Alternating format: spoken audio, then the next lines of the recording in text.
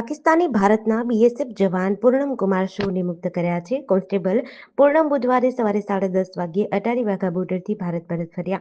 ડીજીએમઓ સ્તરે થયેલી વાતચીતના 20 દિવસ પછી તેમને મુક્ત કરવામાં આવ્યા. તેમને તબીબી તપાસ માટે લઈ જવામાં આવ્યા છે. પૂછપરછ બાદ તેમને ઘરે જવા દેવામાં આવશે. બીએસએફે એક પ્રેસ રિલીઝ દ્વારા કોન્સ્ટેબલ પૂર્ણમના ભારત પરતની માહિતી આપી છે, જેમાં કહ્યું છે કે પૂર્ણમ શો 23 એપ્રિલના રોજ ફિરોઝપુર સેક્ટરમાં ઓપરેશનલ ડ્યુટી દરમિયાન આકસ્મિક રીતે પાકિસ્તાન ગયા હતા. આ પછી તેમને પાકિસ્તાન રેન્જર્સે કસ્ટડીમાં લઈ લીધા. 22 એપ્રિલે પહેલગામમાં થયેલા આતંકવાદી હુમલાના બીજા દિવસે પાકિસ્તાની રેન્જર્સે બીએસએફ જવાન પૂર્ણમ કુમાર શોના 2 ફોટા જાહેર કર્યા હતા. પહેલા ફોટામાં પૂર્ણમ એક ઝાડ નીચે ઊભા હતા. તેમની રાઇફલ, પાણીની બોટલ અને બેગ જમીન પર પડેલા હતા. જસ્ટિસ ભૂષણ રામકૃષ્ણ ગવઈએ આજે ભારતના 52મા ચીફ જસ્ટિસ પદના શપથ લીધા. વર્તમાન સીજેઆઈ સંજીવ ખન્નાનો કાર્યકાળ 13 મેના રોજ સમાપ્ત થયો હતો. આજે રાષ્ટ્રપતિ દ્રૌપદી મુર્મુએ જસ્ટિસ ગવઈને પદના શપથ લેવડાવ્યા હતા. સીજેઆઈ ખન્ના પછી જસ્ટિસ ગવઈનું નામ સિનિયોરિટી લિસ્ટમાં હતું. એટલા માટે જસ્ટિસ ખન્નાએ તેમનું આગળ નામ મૂક્યું હતું. જોકે તેમનો કાર્યકાળ ફક્ત 7 મહિનાનો છે. સુપ્રીમ કોર્ટની વેબસાઇટ પરથી તેમની પ્રોફાઇલ મુજબ જસ્ટિસ ગવઈને 24 મે 2019ના રોજ સુપ્રીમ કોર્ટના જજ તરીકે બઢતી આપવામાં આવી હતી. તેમની નિવૃત્તિની તારીખ 23 નવેમ્બર 2025 છે. રાષ્ટ્રપતિ ભવનમાં આયોજિત શપથ ગ્રહણ સમારોહમાં ઉપરાષ્ટ્રપતિ જગદીપ ધનખર, ભૂતપૂર્વ રાષ્ટ્રપતિ રામનાથ કોવિંદ, પીએમ મોદી અને ગૃહમંત્રી અમિત શાહ સહિત ઘણા કેન્દ્રીય મંત્રી હાજર રહ્યા હતા. અમદાવાદ શહેરના હાથીજણ સર્કલ પાસે આવેલી રાધે રેસીડેન્સીમાં એક પાલતુ રોટલીવર શ્વાને 4 મહિનાની બાળકી અને તેની સાથે રહેલ તેના માસી પર હુમલો કરી દેતા બાળકીનું મોત થયું હતું, જ્યારે માસીની ઈજા થતા સારવાર અર્થે ખસેડાઈ હતી. આ બનાવ સંદર્ભે એએમસીના સીએનસીડી વિભાગે તાત્કાલિક શ્વાનનો કબજો મેળવ્યો હતો, જ્યારે વિવેકાનંદ નગર પોલીસે કૂતરાના માલિક દિલીપ પટેલની ધરપકડ કરી માલિક વિરુદ્ધ ગુનો નોંધ્યો છે. સોસાયટીના પાર્કિંગમાં બનેલી આ ઘટનાના સીસીટીવી સામે આવ્યા છે. ભૂતકાળમાં આશાને અન્ય લોકોને પણ નિશાન બનાવ્યું હોવાનું ખુલ્યું છે. 4 મહિનાની બાળકીના મોત બાદ તેના પરિવારજનો વિવેકાનંદ નગર પોલીસ સ્ટેશન પહોંચ્યા છે અને શ્વાનના માલિક સામે કડક પગલાં લેવાની માંગ કરી રહ્યા છે. ભારત પાકિસ્તાન વચ્ચે યુદ્ધ વિરામ થયા પછી પણ સુરક્ષા દળોનું ઓપરેશન ચાલુ છે. જમ્મુ અને કાશ્મીરના શોપિયા જિલ્લાના કેલરમાં બુધવારે શસ્ત્રોનો મોટો જથ્થો મળી આવ્યો હતો. 13 મેના રોજ અહીં સુરક્ષા દળો સાથેના એન્કાઉન્ટરમાં લશ્કરે તોયબાના 3 આતંકવાદીઓ માર્યા ગયા હતા. જપ્ત કરાયેલા હથિયારોમાં 2 AK-47 rifle, 10 AK-47 magazine, 3 hand grenade, 2 walkie talkie, 1 power bank, 500થી વધુ બુલેટ્સ અને અનેક આધાર કાર્ડ, ખાખી રંગના 4 આર્મી પાઉચ, 4 કાળા ડ્રેસ અને 5000 રૂપિયાથી વધુનો રોકડાનો સમાવેશ થાય છે. શોપિયા જિલ્લાના કેલરના શુકરુ જંગલ વિસ્તારમાં મંગળવારે સવારથી સાંજે 4:30 વાગ્યા સુધી આ એન્કાઉન્ટર ચાલ્યું. તેનું નામ ઓપરેશન કેલર રાખવામાં આવ્યું.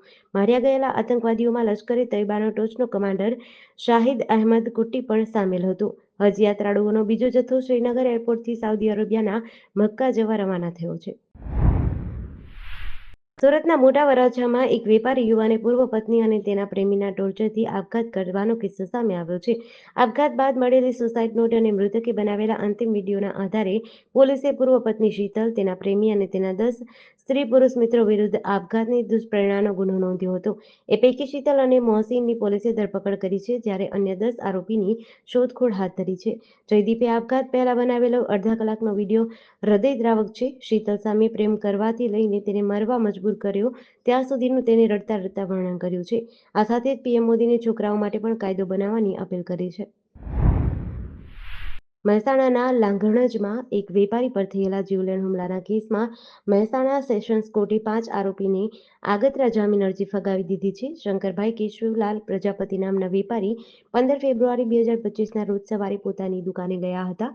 દિનેશભાઈ ભગુભાઈ પટેલ નામના વ્યક્તિએ દુકાને આવી ભત્રીજીને હેરાન કરવા બાબતે તકરાર કરી હતી. વેપારીએ ગાળો બોલવાની ના પાડતા દિનેશ ઉશ્કેરાઈ ગયા અને મારપીટ કરી વેપારી રોડ પર પડી ગયા. આ દરમિયાન પ્રકાશ ગંગારામ પટેલ, સંદીપ બાબુભાઈ પટેલ, મનીષ પટેલનો દીકરો ક્રિશ અને કરણ દિનેશભાઈ પટેલ ત્યાં આવી પહોંચ્યા. બધાએ ભેગા મળી વેપારીના પેટ અને છાતીના ભાગે મારપીટ કરી હતી. આ હુમલામાં વેપારીને ગંભીર ઈજા થતાં 22 દિવસ સારવાર લેવી પડી હતી. કોર્ટે તમામ આરોપીઓની આગતરા જામીન અરજી નામંજૂર કરી હતી. નવસારી જિલ્લામાં આ વર્ષે કેરીની સિઝન વેપારીઓ માટે નુકસાનકારક સાબિત થઈ છે. માવઠાના કારણે આંબાવાડી ભાડે રાખનાર ઉત્તર પ્રદેશના વેપારીઓને મોટું આર્થિક નુકસાન થયું છે. મોહમ્મદ રહેમાન નામના વેપારીએ 1.20 કરોડ રૂપિયામાં આંબાવાડી ભાડે રાખી હતી. તેમાંથી 20,000 મણ કેરીનું ઉત્પાદન અપેક્ષિત હતું, પરંતુ વાતાવરણમાં આવેલા અચાનક બદલાવે તેમની આશાઓ પર પાણી ફેરવી દીધું. માત્ર દવાના છંટકાવ પાછળ જ 30 લાખનો ખર્ચ થયો છે.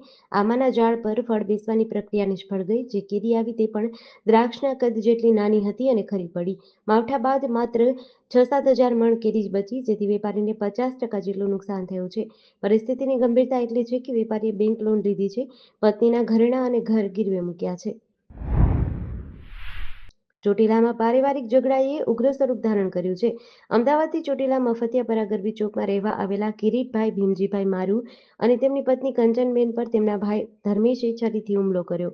કિરીટભાઈ અને તેમના પત્ની થોડા દિવસો પહેલા જ અમદાવાદથી ચોટીલા રહેવા આવ્યા હતા. અમદાવાદમાં રહેતી સમયે કિરીટભાઈ અને તેમના નાના ભાઈ ધર્મેશ વચ્ચે પારિવારિક બાબતે ઝઘડા થતા હતા. આ કારણે કંટાળીને દંપતી ચોટીલા રહેવા આવ્યું હતું. મંગળવારે સાંજે ધર્મેશ અચાનક ચોટીલા આવી પહોંચ્યો. જૂની અદાવતના કારણે તેને માથાકૂટ શરૂ કરી ઉશ્કેરાઈને કિરીટભાઈ અને કંચનબેન પર છરીથી હુમલો કર્યો હતો. સૌરાષ્ટ્રના મોટાભાગના જિલ્લા અને તાલુકાના ડેમમાં સૌની યોજના થકી પાણી પહોંચી રહ્યું છે, જેથી ખેડૂતો ઘણા અંશે રાહત મેળવી રહ્યા છે. જોકે સાવરકુંડલા તાલુકામાં ખેતીના પિયત માટે સૌની યોજના હજુ સુધી આવી નથી, જેના કારણે સ્થાનિક ખેડૂતો રાજ્ય સરકાર સુધી છેલ્લા 4 વર્ષ કરતાં વધુ સમયથી રજૂઆતો કરી રહ્યા છે, પરંતુ કોઈ જ પરિણામ મળ્યું નથી. નાના મોટા ડેમો સૌની યોજના દ્વારા ભરવાની ખેડૂતોની લાંબા સમયથી માંગ છે. સાવરકુંડલા લીલિયા તાલુકાના મોટાભાગના લોકો ખેતી આધારિત છે. ખેડૂતો માટે સૌની યોજના કલ્યાણકારી સાબિત થઈ શકે છે, પરંતુ આ વિસ્તારમાં અનેક ગામોમાં ખેડૂતો વર્ષોથી આ યોજનાની રાહ જોઈ રહ્યા છે. મોરબી મહાનગરપાલિકાએ આજે ખાખરેજી દરવાજા વિસ્તારમાં મોટી દબાણ હટાવ કાર્યવાહી હાથ ધરી હતી. પાલિકાની ટીમે જેસીબીની મદદથી 5 મકાન, એક ઓરડી અને બાથરૂમનું ડિમોલેશન કર્યું હતું. મનપા દર બુધવારે શહેરના કોઈ એક વિસ્તારમાં દબાણ હટાવ કાર્યવાહી કરે છે. આ વિસ્તારમાં આવેલા વર્ષો જૂના મકાનોના રહીશો પાસેથી કોઈ કાનૂની દસ્તાવેજો ન હતા. પાલિકાએ અગાઉ આ રહીશોને નોટિસ આપી હતી. મકાનો જર્જરિત હાલતમાં હોવાથી તેમને તોડી પાડવામાં આવ્યા. આ કાર્યવાહી દરમિયાન મ્યુનિસિપલ કમિશનર સ્વપ્નિલ ખરે સહિતના અધિકારીઓ હાજર રહ્યા હતા.